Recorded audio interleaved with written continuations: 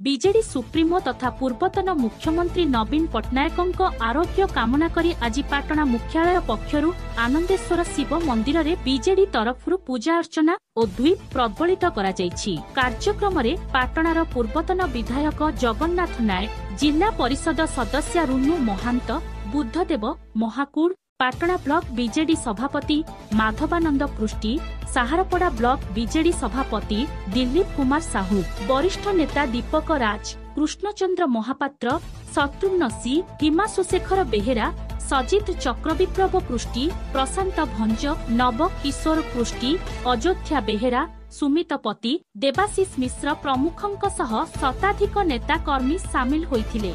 केन्दुझरु Dasharath बारिकंक report, श्रीक्षेत्र news.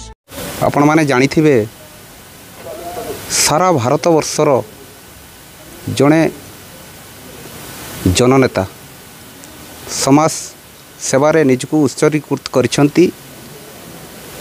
तांकर आशु आरोग्य कामना करी सारा ओडिशा रे कोण अनुकोण रे साधारण जनता स्वतःप्रत भाव रे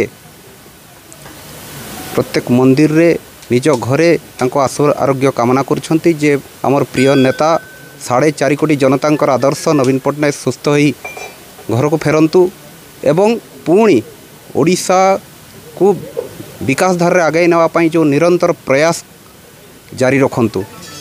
आपण माने जानिथिबे आमर नवीन पट्टनायकर तांकर लोकंक प्रति जो स्नेह श्रद्धा अच्छी एवं लोक मानकर जो तांको प्रति गभीर आस्था रखिचंती, तांकर आशु आरोग्य कामना पाई आमर पाटना निर्वाचन मंडलीर बिजु जनता दल तरफरु समूह दीपदान करागला।